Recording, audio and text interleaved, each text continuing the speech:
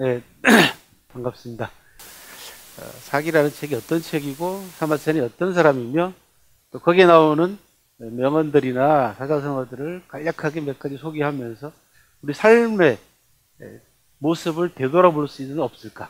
또 나아가서는 우리 사회에 일그러진 모습들을 성찰할 수 있는 기회는 없을까? 이런 좀 보편적인 주제로 한번 골라서 여러분들한테 소개를 해볼까 합니다.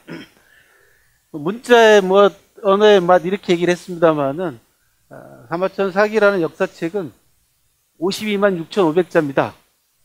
그렇게 이렇게 말씀드리면 굉장히 많아 보이죠, 그죠? 52만 6,500자 어마어마하다 그렇게 생각이 드실 겁니다. 실제로 번역을 해놓으면은 한 500쪽짜리 책으로 7권 정도 되고 지금 제가 번역하고 있는 걸로 따지면 12권 정도 됩니다. 한 600쪽짜리 책이. 그러니까 방대한 역사책이면 틀림없지만 3,000년을 여러분들이 52만 자로 줄였다라고 생각을 하면은 긴 책이 아닙니다. 대단히 짧은 책일 뿐만 아니고 압축되어 있는 책이다.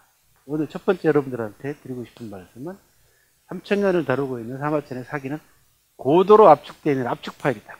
이렇게 말씀을 드리고 싶어요. 이 압축 파일을 풀어내는 과정이 제가 하는 일이고 또 어떻게 푸느냐에 따라서 감동의 정도도 달라질 것이고 또 연구 방향도 상당히 달라질 것 같다. 그런 생각이 듭니다. 지금까지 30년 가까이 이 책만 들여다보고 산 제 입장에서는 아직까지 다 못 풀었습니다. 풀지도 못하고 이렇게 한번 열쇠를 돌려서 열어보면은 풀린 것 같기도 해서 기뻐서 날뛰기도 하고 그랬는데 또 달리 들어가면은 전혀 내가 다른 열쇠를 찾았다.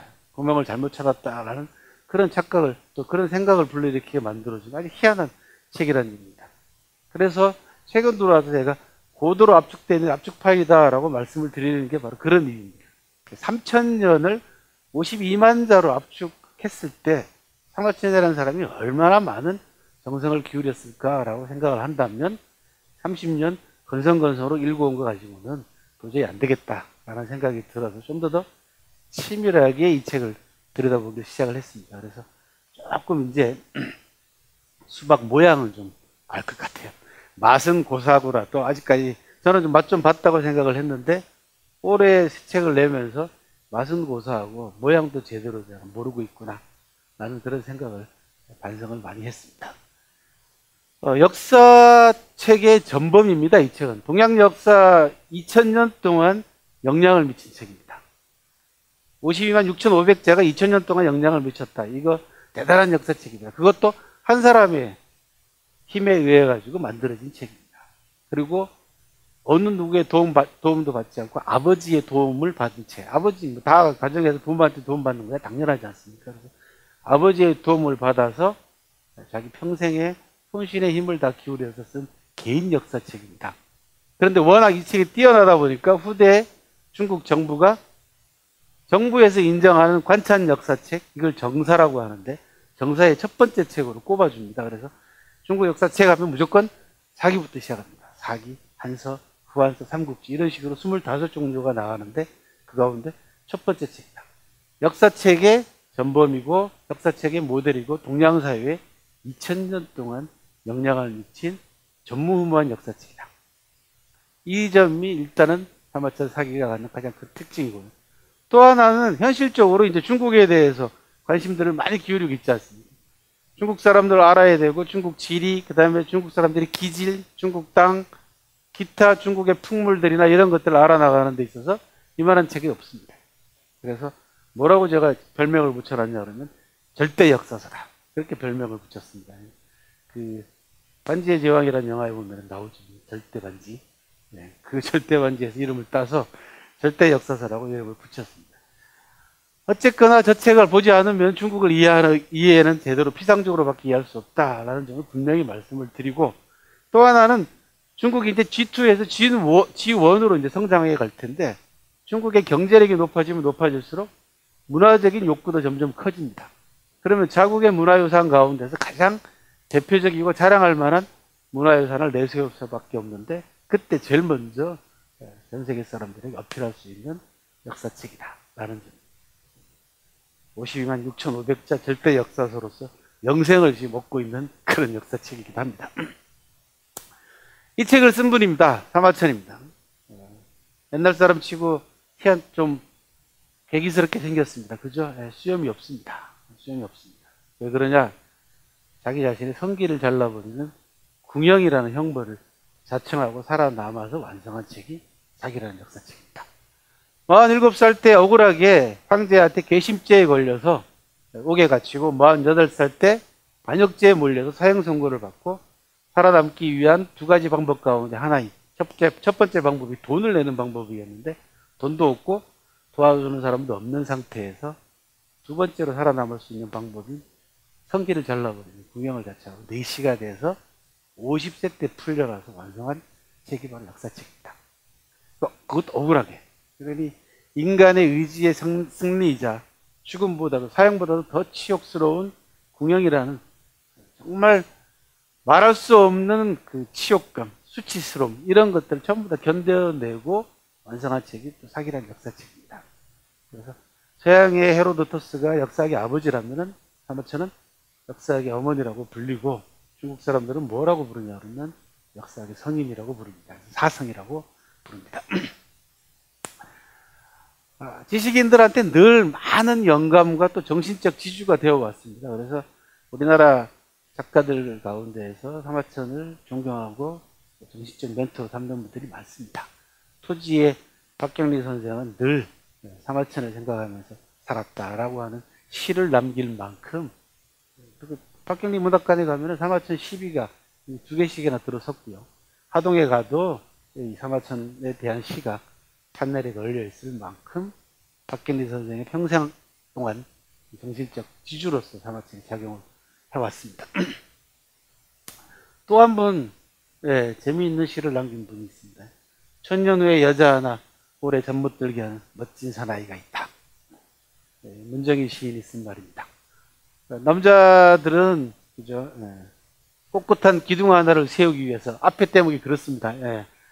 개고기를 뜯어먹고 해구신을 찾아다니는데 그 기둥을 자르고 영생을 얻은 한 사나이가 있다 라는 대목으로 시작하는 그 시 마지막 구절입니다. 천년 후에 잠 못 이루게 하는 여자를 잠 못 이루게 하는 멋진 사나이라는 말로 멋지게 표현을 했습니다. 전 세계에 사람이 인생을 살다 보면은 역경과 고난을 겪지 않는 사람이 어디 있겠습니까? 그런 역경과 고난을 견뎌내고 위대한 역사책을 남긴 사마천이 많은 작가들로부터 정신적 멘토가 될 수 있게 충분하다라는 점은 여러분들한테 길게 설명드리지 않아도 사마천 삶 자체가 증명을 하고 있습니다. 52만 6,500자 압축 파일이라고 말씀을 드렸습니다. 이 고도로 압축을 하려면은 한 글자 한 글자에 대한 아주 신중하고도 고민이 들어가야 됩니다. 그래서 사기에는 사자성어만 600항목이 추출이 가능하고 명언이라든지 기타 격언 속담까지 다 합치면 1200항목이 추출이 될 만큼 진짜 언어에 소금 가득 차 있는 바닷물을 길러서 소금을 정지하듯이 쓴 책이 사기라는 책입니다. 비유도 절묘합니다. 백두 여신 경계요고 조금 어렵긴 합니다만은 인간관계를 얘기해 주는 겁니다. 평생을 만나도 머리가 허열 때까지 만나도 낯선 사람처럼 느껴지는 사람이 있는가 하면 지나가다가 비가 와서 우산을 잠깐 기울여서 몇 마디 나눴는데도 오랜 친구처럼 느껴진다. 그런 관계도 있다. 인간관계의 오묘함을 저 8글자로 사마천이 절묘하게 표현했습니다. 초등학교 때 여러분들이 배우셨던 구일모라고 하는 유명한 4글자는 사마천이 친구에게 보낸 편지에서 나오는 천하의 유명한 사자성어입니다. 궁형을 받고 옥에 갇혔을 때 자살을 수도 없이 생각합니다. 사마천이.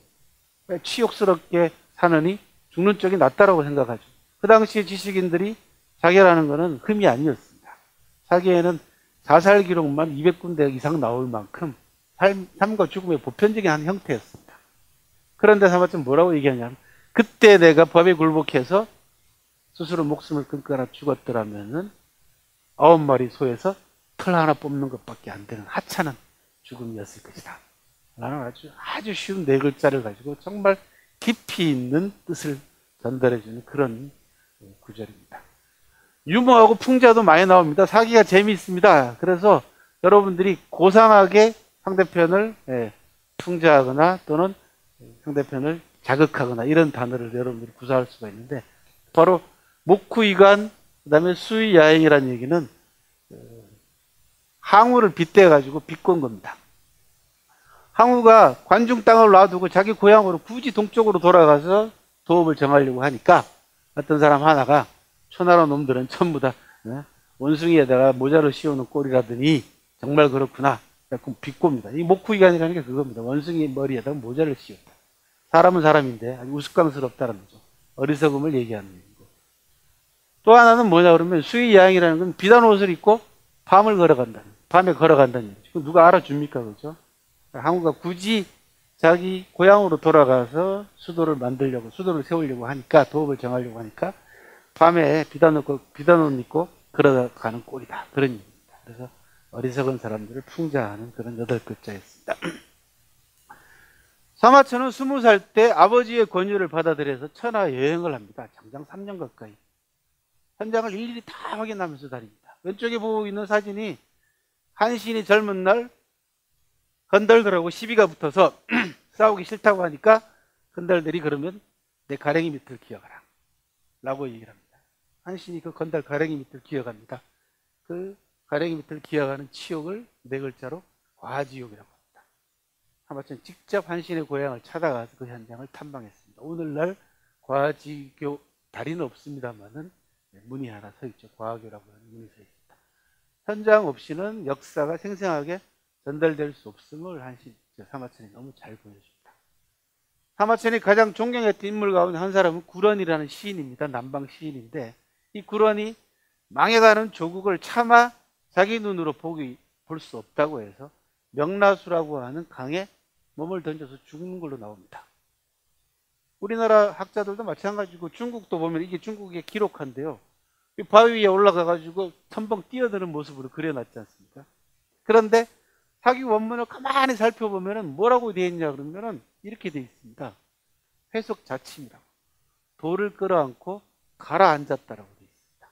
그러니까 망해가는 조국의 모습, 그 다음에 간신배들, 그 다음에 백성들, 그 다음에 어리석은 자기 왕, 이런 모든 상념들과 이런 모든 생각들을 이 돌 속에다가 끌어안고, 그런 이런 큰 돌을 끌어안고요, 강으로 서서히 걸어 들어가서 가라앉아서 죽은 겁니다. 숭덩 뛰어든 게 아닙니다. 이 대목에서 구런의 죽음은 자살이 아닌 저항으로 승화됩니다. 강렬한 저항 정신입니다. 이렇게 한 장면 한 장면을 묘사하더라도 현장과 더불어 사마천이 자기 상상력과 그 다음에 역사적 팩트를 조화시키는 아주 절묘한 장면들로 아로 새겨져 있는 것이 사기의 유명한 장면들입니다. 세태풍자, 얼마 전에 제가 한 신문사 기자하고 만나서 잠깐 이야기를 나눌 기회가 있었는데 그때 윤모 씨 그 성추행 사건이 벌어졌어요. 이 사태를 도대체 간단하게 좀 정리 좀 해주세요. 도대체 이걸 이해할 수가 없다. 그렇게 얘기를 합니다.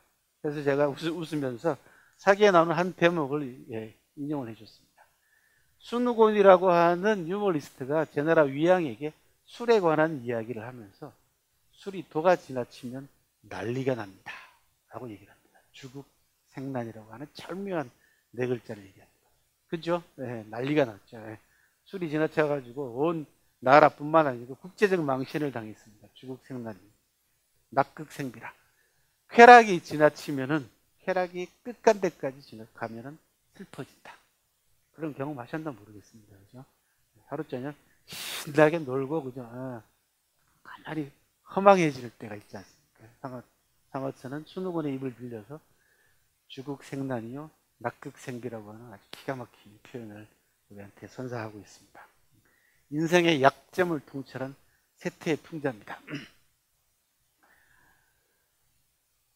뭐니 해도 사마천 사기는요, 정치책입니다. 자기 자신에게 치욕스러운 궁형을 안긴 황제부터 시작해가지고 기득권층에 관한 강렬한 비판 의식이 살아있는 책입니다. 정치학의 교과서다. 그렇게 불릴 수 있고 리더들이 반드시 봐야 되는 리더십의 텍스트이기도 합니다. 그러다 보니까 자연스럽게 정치에 관한 기본적인 그 사마천의 통찰력을 보여주는 대목들이 많이 나옵니다. 윗대목, 정치의 본질은 뭐냐? 제 지인이요, 제 안면이다. 사람을 알고 백성들을 편안하게 만드는 데 있다. 아주 간단하고 쉬운 글자인데도 불구하고, 그죠, 여러분들? 6글자인데도 불구하고 다 들어가 있죠. 백성들을 편안하게 해주는 게 정치의 본질이다. 그 다음에 뭐라고 얘기하냐면 관중의 말을 빌려서 창름실이 지예절이요. 창고가 넉넉하면은 예절을 알고 의식족이 지욕력이다. 먹고 입는 것이 넉넉하면은 명예와 치욕을 한다. 라는 아주 기가 막힌 인간의 물질 생활과 정신 생활과의 관계 문제를 저렇게 표현을 했습니다. 인재를 대단히 중요시 합니다. 사마천이. 정치 문제가 자연스럽게 거론되다 보니까 정치를 제대로 끌기 위해서는 어떤 인재를 쓰느냐에 따라 가지고 정치의 수준이 결정된다라는 게 사마천의 생각이었습니다. 그래서 나라가 흥하려면은 군자가 기용되고 소인배는 쫓겨나는 법이고, 나라가 망하려면은 유능한 사람은 숨어버리고 나라를 어지럽히는 난신들만 나와서 설친다. 기하신몸이 된다. 라고 하는 국가의 흥망과 인재의 관계를 절묘하게 비유를 했고요. 그 다음에 또 하나는 부지기군이면 그 리더를 모르겠으면 시기소사라. 그 리더가 어떤 사람을 기용하는가를 봐라. 그런 얘기를 하고 있어요. 자기 자식을 모르겠으면 뭐라고 얘기합니까? 어떤 친구를 사귀는가 봐라. 그렇게 얘기하지 않습니까? 똑같습니다. 지금 우리 정치 지도자들이 어떤 사람인지 모르겠으면 어떤 인간을 쓰고 있는지 기용하고 있는지를 보면은 그 사람의 본질이 자연스럽게 드러난다. 오래 걸리지 않습니다. 그죠? 한 달이면 됩니다. 인재의 중요성에 대해서 유방이라는 사람만큼 아주 절실하게 느꼈던 사람이 없는 것 같습니다. 그래서 자기가 항우를 물리치고 천하를 얻을 수 있었던 이유를 유방은 뭐라고 얘기하냐 그러면 세 사람만 내가 못하기 때문이다. 그렇게 얘기를 했어요. 삼불교라고 얘기합니다. 행정이라는 측면에 있어서 나라 백성들을 편안하게 만들고 백성들을 먹여 살리는 문제에 관해서는 나는 소화만 못하다. 그렇게 얘기를 합니다. 전략과 전술을 수립하는 데 있어서는 나는 장량만 못하다. 싸웠다 하면은 승리하는 전투 능력에 있어서는 나는 한심만 못하다. 세 사람만 못하다. 그 세 사람을 내가 기용했기 때문에 천하를 얻을 수 있었다. 이게 오늘날 중국에서 얘기하는 용인, 즉 인지학에서 얘기하는 나보다 나은 인재를 모셔와서 그 사람 말을 따르라 라는 명제입니다. 우리처럼 인재를 구박하거나 또는 뭐 명령하거나 그런 게 아닙니다. 인재를, 나보다 나은 인재를 모셔와서 그 사람 말을 따르라라는 게 중국 인재학의 명제로 캐치프레이즈로 내걸고 있습니다. 이런 것들이 다 사기에 나오는 인재관에서 비롯됐다라는 말씀을 드리고 싶고, 뭐니 해도 사마천은 죽음과 생사의 고비를 수도 없이 넘나들었던 사람입니다. 자기 자신의 성기를 잘라버린다는 건 정체성을 상실하는 문제이기 때문에 뭐 어떤 형벌보다도 더 치욕스럽거든요. 이 궁형을 자청하고 그 고통을 견뎌내면서 사마천이 터득한 경지가 바로 이 경지입니다. 사람은 누구나 다 한 번은 죽는다. 어떤 죽음은 태산보다도 무겁고 어떤 죽음은 새털보다 가볍다. 죽음을 사용하는 방향이 다르기 때문이다. 라는 말로 생사관을 표출을 했습니다. 즉 삶의 질이 죽음의 질을 결정한다, 그런 얘기입니다. 이게 사마천의 생사관이고요. 사마천이라는 사람이 이런 치욕적인 궁형을 자청하면서까지 승화시킨 이 생사관이 사기 곳곳에 되어 있습니다. 그래서 여러분들이 사기를 읽게 되면은 내 삶의 질의 문제, 나와서 내가 죽고 난 다음에 죽음의 질의 문제까지 고민을 할 수 있고, 또 어떻게 살아야 될 것인지 자연스럽게 고민할 수밖에 없고, 또 해답을 줍니다. 어떻게 해답을 주냐? 착하게 살아라. 네, 그렇게 얘기합니다. 그래서 뭐라고 얘기하냐면 삼국지 10번 읽고 좋은 대학 가는 것보다 사기 한 번 읽고 좋은 사람 되라. 그렇게 얘기를 합니다. 여러분들도 가을과 더불어서 또 언제든지 사기를 옆에 놓고 착한 사람 되는 방법을 이 책을 통해서 가이드를 받으시기 바랍니다. 사기 한번 꼭 읽어보시기 바랍니다. 그전에는 자연스럽게 이 책을 읽기 전에는 제 책부터 먼저 읽어야 됩니다. 그죠? 어려운 책이라서 오늘 짧은 시간이지만 잘 들어주셔서 감사하고요. 사기 향기를 맛보시길 바랍니다. 고맙습니다.